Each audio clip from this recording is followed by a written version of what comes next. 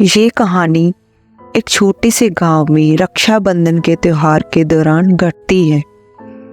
गांव के सभी घरों में बहनें अपने भाइयों को राखी बांध रही थी और त्योहारों की खुशियां फैली हुई थी। गांव के बाहर जंगल के किनारे एक परिवार रहता था। रामलाल, उसकी पत्नी सुनीता और उसकी बेटी पायल। पायल का बड़ा भाई रोहन शहर में रहता था और वहीं पर ही पढ़ता था और हर साल रक्षाबंधन पर घर पर आता था। लेकिन इस बार वह किसी वजह से घर नहीं आ सका, जिसके कारण उसकी बहन पायल बहुत उदास थी।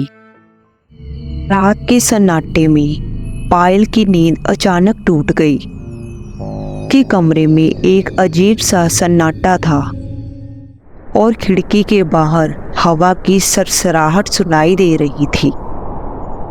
उसने अपनी घबराहट को नज़रअंदाज करते हुए जब खिड़की से बाहर देखा तो उसकी नज़र जंगल की ओर गई। वहाँ उसने एक परछाई देखी जो धीरे धीरे उसके घर की तरफ बढ़ रही थी। ये परछाई ज़्यादा स्पष्ट नहीं थी, लेकिन जैसे ही परछाई नज़दीक आई, वह परछाई उसके भाई रोहन की तरह दिख रही थी। पायल का दिल जोर जोर से धड़कने लगा कि मन में एक अजीब सा डर समा गया। लेकिन वह ये सोचकर खुद को शांत करती रही कि शायद ये उसके भाई की ही परछाई है। उसके भीतर का एक अनजाना डर उसे लगातार चेतावनी दे रहा था। किसी अदृश्य ताकत से मजबूर होकर पायल ने दरवाजा खोला और बिना कुछ सोचे समझे उस परछाई के पीछे चल पड़ी। जंगल में कदम रखते ही पायल को एक अजीब सी ठंडक का एहसास हुआ। चारों तरफ अंधेरा था और हवा में एक अजीब सी गंध फैल रही थी। पेड़ के पत्तों की सरसराहट और रात के जीवों की आवाज़ें जैसी उसके डर को और बढ़ा रही थी। परछाई कभी उसकी नज़रों से दूर चली जाती और कभी उसके पास आ जाती। पायल ने अपने कदम तेज किए। परछाई भी तेजी से आगे बढ़ने लगी। जंगल के अंदर घुसते ही अंधेरा और गहरा गया। पायल का पूरा शरीर ठंड के मारे कांपने लगा। उसने अपने चारों ओर देखा, लेकिन अब उसे वापस लौटने का कोई रास्ता नजर नहीं आ रहा था। वह उस परछाई के पीछे पीछे एक घनी झाड़ियों के बीच में पहुंची, जहां एकदम सन्नाटा था। जैसे ही पायल ने देखा, वह परछाई सच में रोहन की ही थी। लेकिन ये वह रोहन नहीं था जिसे वह जानती थी। उसका चेहरा अजीब सा लग रहा था। उसकी आंखें पूरी तरह से काली हो चुकी थी।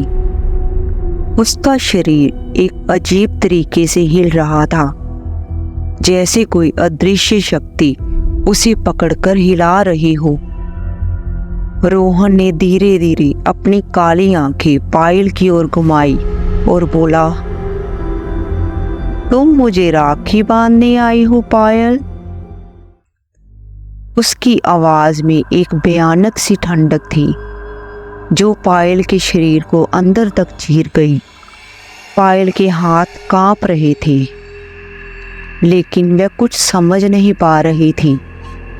उसने बिना कुछ सोचे समझे अपनी जेब से राखी निकाली और उसे रोहन की कलाई पर बांध दिया। वैसे ही उसने राखी बांधी, रोहन के चेहरे पर एक डरावनी हंसी फैल गई। उसका चेहरा अब इंसानी चेहरा नहीं लग रहा था। उसने पायल की ओर झुकते हुए कहा, मैं रोहन नहीं हूँ, मैं तुम्हारे भाई की आत्मा हूँ जो इस जंगल में भटक रही है। पायल के अंदर जैसे सारी ताकत खत्म हो गई थी। उसने कांपते हुए पूछा, लेकिन भैया आप तो जिंदा हो। रोहन की आत्मा ने एक भयानक हंसी के साथ जवाब दिया, हाँ वह जिंदा है, लेकिन मैं नहीं। मैं उस रात मरा था जब रोहन पहली बार इस जंगल से गुजरा था।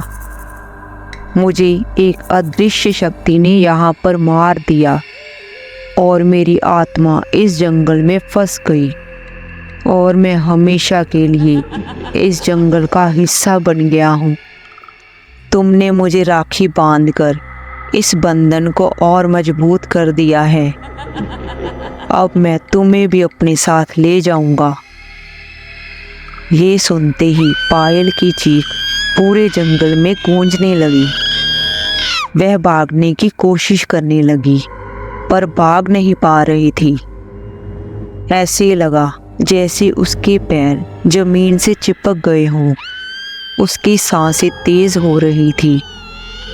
उसका दिल तेजी से धड़क रहा था, लेकिन वह एक कदम भी आगे बढ़ नहीं पा रही थी। उसकी आंखों के सामने रोहन की आत्मा अजीब सा चेहरा लेकर उसकी तरफ लगातार बढ़ रही थी। पायल ने आखिरी कोशिश की, लेकिन उसके पैरों ने जवाब दे दिया। वह गिर पड़ी और रोहन की आत्मा उसके पास आने लगी। उसका अजीब चेहरा और उसकी भयानक हंसी पायल के कानों में गूंज रही थी। तभी अचानक पायल की आंख खुल गई। वह अपने बिस्तर पर थी। उसके माँ बाप उसके पास बैठे हुए थे। उसकी माँ ने कहा, बेटा शायद तुमने बहुत भयानक सपना देखा है।